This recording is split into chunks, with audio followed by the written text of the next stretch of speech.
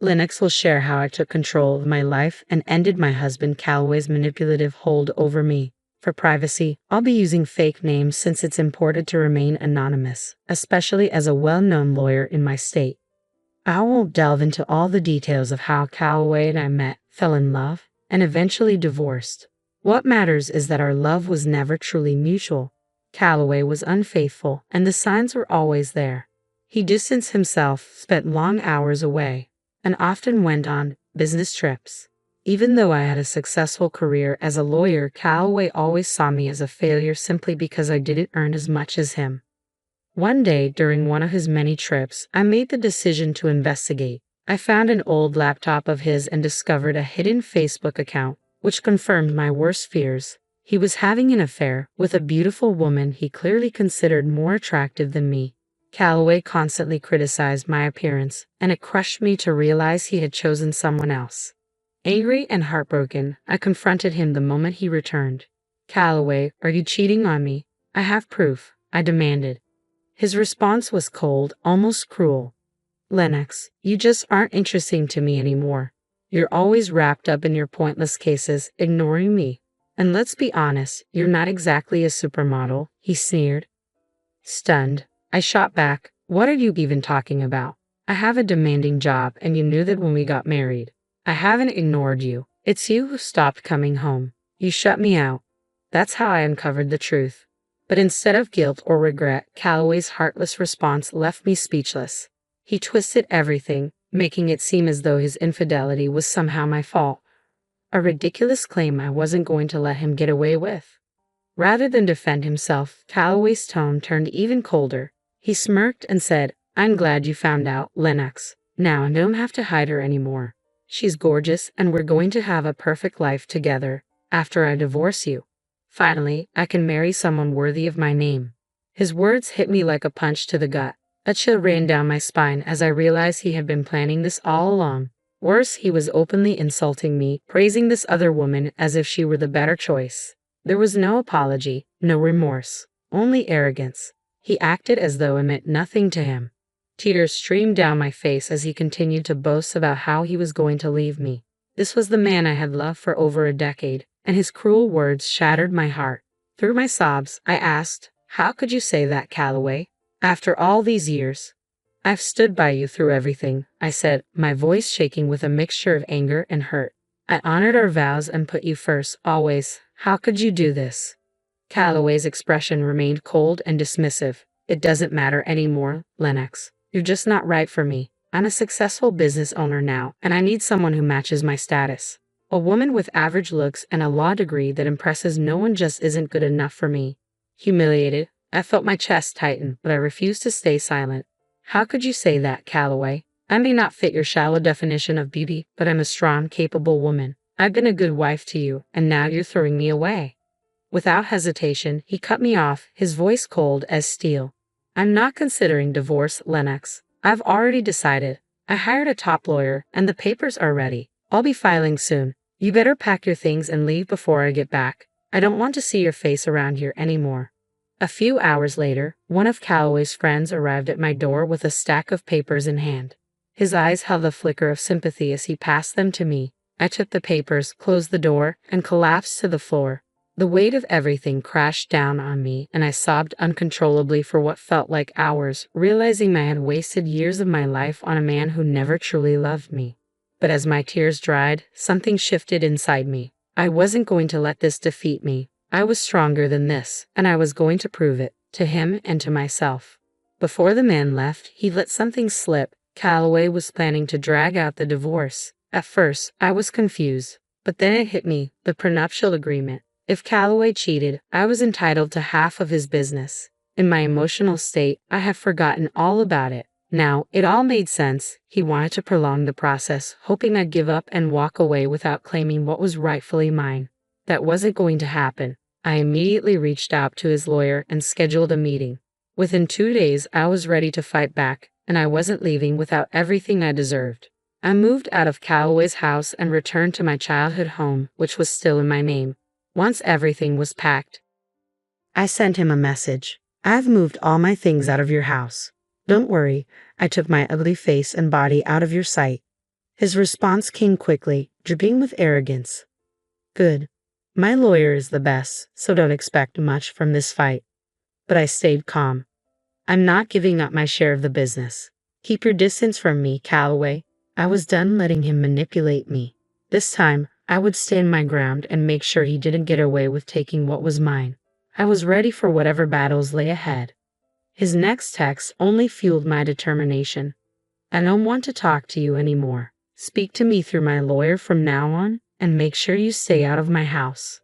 The disrespect and condescension in his words sparked a fire deep inside me. It's funny how rage and betrayal can give you strength. Suddenly, everything became crystal clear. I almost laughed. Calloway had no idea who he was messing with. Neither did his lawyer, Jake. I arranged to meet Jake at a local cafe. When I arrived, I saw the moment he recognized me. His composure faltered and his hands trembled slightly. Though he tried to act professional, it was obvious that Calloway had not prepared him to face someone like me. Jake forced a nervous smile as we greeted each other, and I decided to ease the tension. It wasn't his fault I was caught up in this mess. Hello, Jake. Nice to see you, I said pleasantly, watching the surprise flicker across his face. Ma'am, I wasn't expecting you to come in person, he stammered, clearly unsettled. The last names probably threw you off, I replied smoothly. I got married after becoming a lawyer. I use my maiden name for work. Oh, I see, Jake muttered, shifting in his seat, still visibly uncomfortable. Let's not dance around it, Jake, I said, leaning in slightly. Your client told you to drag this case out, didn't he? He squirmed under my steady gaze, unsure how to respond. I decided to give him a way out. You don't have to answer that. I've been married to Calloway for over a decade. I know exactly how his mind works. Jake fidgeted, trying to maintain his composure, but my words clearly hit home. Years of experience as a lawyer had taught me how to put pressure on opponents, and Jake was no exception. I wasn't here to intimidate him, though, just to make it clear that I wasn't someone to be underestimated. I leaned in slightly and gave Jake a reassuring smile. Look, Jake, I know none of this is your fault, so let me explain what's really going on with this divorce. He blinked, looking confused. What do you mean, ma'am? He asked, clearly not expecting what was coming next. Did Calloway happen to mention that he cheated on me? I asked, watching his face closely. His expression shifted, and I could see the truth dawn on him. He had no idea. No, he didn't mention anything about that, Jake admitted, flustered, but he did say you might try to make some wild claims to ruin him. I shook my head, giving him a sympathetic smile. Oh, Jake, Calloway played you. But hey, you'll be happy to know he really thinks you're one of the best lawyers out there. He has a lot of faith in you. Jake's smile was uncertain. That's kind of him to say, he murmured, clearly overwhelmed.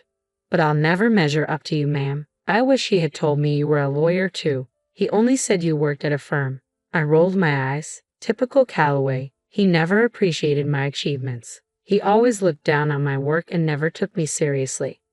I paused, letting that sink in before adding, but I was smart enough to make sure we had a prenuptial agreement. Jake's eyes widened, clearly caught off guard. The word prenup hit him like a ton of bricks. He fidgeted in his seat, scrambling to process what I'd just revealed. There's a prenup in this marriage, he stammered, looking almost panicked. Your husband didn't mention that. Do you have any proof, ma'am? I gave him a calm, confident smile. Oh, I have all the proof you need. I pulled a folder from my bag and placed it gently on the table between us. I brought the documents with me. I figured Calloway would try to wriggle out of the consequences, but not on my watch. Jake swallowed hard, his hands visibly trembling as he reached for the folder. I'd really like to see those papers, ma'am, he said nervously. I'll need proof of the affair if you have any, Jake said, his voice cautious. Don't worry, I replied smoothly, opening my bag. I've got everything right here. I handed him all the evidence, messages, photos, legal documents. Everything was meticulously organized and ready. Jake took his time, reviewing each piece carefully. As he examined the evidence, I watched the defeat settle into his expression. He knew there was no way Calloway could come out of this unscathed. After what felt like an eternity, Jake looked up at me, resigned. You have solid proof of everything, ma'am, he admitted. I had no idea about any of this. I figured as much, I said, keeping my tone even. I know how hard it is to deal with clients who aren't being honest, especially when the other side has a strong lawyer. You're right about that, ma'am. Jake sighed, clearly weighed down by the reality of the situation. I think that's all we need to discuss for now. I'll have to have a serious talk with my client before we proceed. Someone will be in touch, though I can't promise it'll be me. I knew what he was hinting at, but I didn't comment. Instead, I thanked him for his time and left the cafe. As I walked out, I felt an immense weight lift off my shoulders.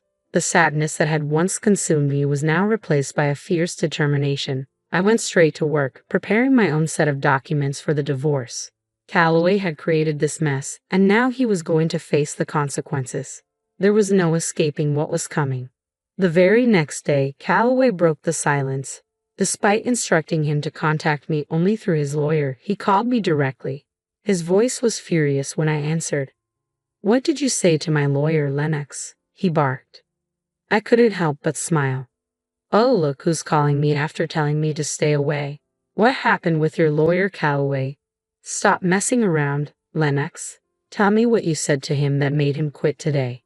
"Your lawyer quit today? How unfortunate," I said, dripping with sarcasm. "That's really too bad, Calloway. I guess you should have been honest about what you're up against, Calloway. You don't know what you're talking about," he spat. "You're a nobody. I won't let you take my family business."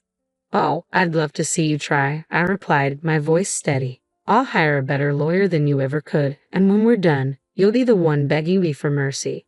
"Well, good luck with that, Calloway," I said calmly. "Just a word of advice. Make sure you tell your new lawyer about the affair and the prenup." There was a pause, then the sharp click of him hanging up. I couldn't help but chuckle. He was in way over his head, and he didn't even know it yet.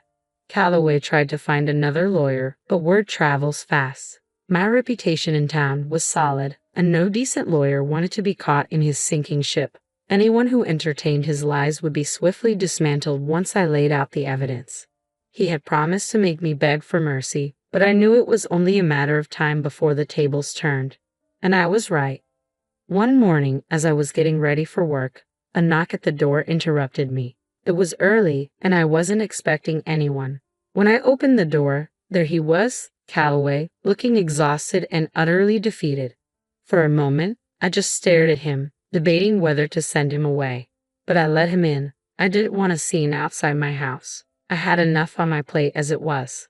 The moment the door closed behind him, I didn't bother with pleasantries. "Make it quick, Calloway. I don't have time to waste on you. And frankly, I have no idea why you're even here. We were supposed to handle everything through our lawyers." "Yeah, about that," he mumbled, eyes downcast, clearly embarrassed.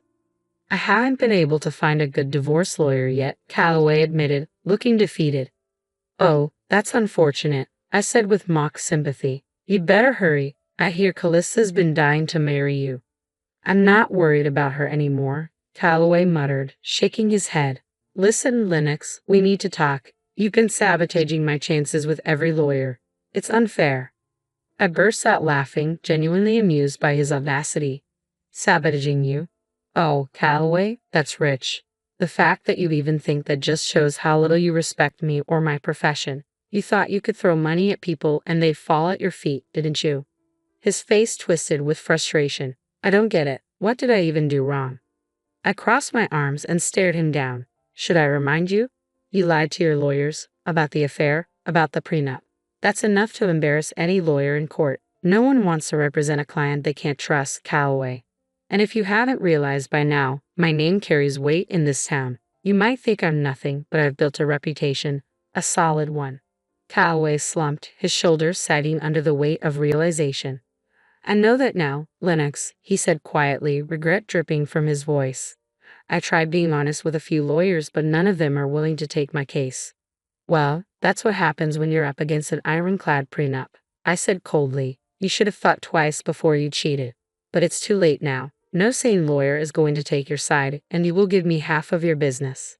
His face fell, and I could see the panic in his eyes. The business was the only thing he truly cared about. That's why he tried to hire the best lawyer he could, to drag this divorce out and exhaust me into giving up my claim. But now, after days of rejection, even he knew the game was over. Then, as if it were his last resort, Calloway did something I never expected. He started to cry. "Please, Lennox," he begged, his voice cracking. "You know how much this business means to me. Don't take it. Take everything else, just not the business." "Why not, Calloway?" I asked, my voice sharp. "You were the one who insisted on putting that clause in the prenup, the one that says I get half if you cheat. You wrote your own fate. After everything you've done, do you really think I'm going to walk away empty-handed? I deserve this." "It was a mistake, Lennox," he whispered, tears streaming down his face. "I swear, the affair was a huge mistake," Calloway pleaded. "I've even put the relationship on hold because I realized how wrong it was. Maybe we can give our marriage another shot. I'm sure we can make it work." I let out a loud, incredulous laugh. The audacity of this man was astounding. He was actually asking me to reconcile, as if I would be foolish enough to even consider it. I had heard the rumors that things between him and Calista weren't going well. Apparently, she was upset, and Calloway was unhappy too. But if he thought that was enough to win me back, he was out of his mind. I had learned my lesson the hard way. Marrying Calloway was a colossal mistake, and I wasn't about to make it again. I knew exactly why he was suddenly so desperate to get me back. "You must be delusional if you think I'd even consider it, Calloway. Do you think I'm stupid? I know you want me back just to avoid splitting your business." "Lennox, we were happy once. Can't we just look past this mistake and start over? I'll cut off Calista, I swear," he begged, trying to sound sincere. "There's no need for that, Calloway," I replied, shaking my head. "That woman will be gone the minute she finds out you won't be rich anymore after the divorce. As for me, this is my golden opportunity to walk away from this sham of a marriage. I'm actually grateful you showed me your true colors before we ever had kids. Now you're going to deal with the consequences of your actions." I was done. There was nothing left to say. Calloway continued to plead, trying to convince me not to take his business, but his desperate cries only reminded me of the countless nights I had cried myself to sleep because of his betrayal. Seeing him in such a pathetic state filled me with a sense of satisfaction. My revenge was complete. All I wanted now was a clean break to start fresh, and I got more than I expected. Karma hit Calloway hard and fast. For weeks, he tried everything to change my mind, begging me to come back home, but I ignored it all. I wasn't interested in his drama. I was ready to move on. Since he had already filed for divorce, I hired someone from my firm to represent me. I wasn't a divorce lawyer and wanted as little interaction with him as possible. After a month of futile attempts to win me back, Calloway realized he had no choice. He was forced to hire a lawyer and agree to a clean break. He knew that if this went to court, he'd be publicly humiliated and waste even more money on legal fees. So he conceded to a mutual divorce. Thanks to the prenup, it was easy for me to get the settlement I deserved. I had ample proof of Calloway's infidelity, and as the prenup stated, he had to give me half of his business. Of course, he wasn't happy about it, but there was no way out. Reluctantly, he signed over half of his company to me. We even offered him a chance to buy me out, but he had no money left. You might wonder how a big business owner like Calloway ended up broke. It's simple. He spent it all on Calista. The irony was delicious. She wasn't taking his calls or texts anymore. As she figured out he wouldn't be wealthy after the divorce, and now no one else was willing to date her either. Her reputation as a gold digger had spread far and wide. What goes around comes around, right? But Calista was the least of Calloway's problems. With half of his business gone, his income was slashed. He couldn't afford to maintain his lavish mansion or even keep up with the mortgage, so he was forced to sell it. Now, he was renting a condo, a serious downgrade from the luxurious life he once had. He even tried to get back with me again, hoping to regain control of his business. But that was never going to happen. He would have to figure out a way to keep things afloat or save enough money to buy me out. As for me, I was thriving. I hired someone to manage my share of Calloway's business, and everything was running smoothly. With the extra income from both the business and my law practice, I had upgraded my lifestyle and bought myself a new mansion. I was living my best life, and honestly, I couldn't be happier. The divorce worked out perfectly for me. Instead of being played by Calloway and his Calista, I ended up turning the tables, ruining their lives and bettering my own.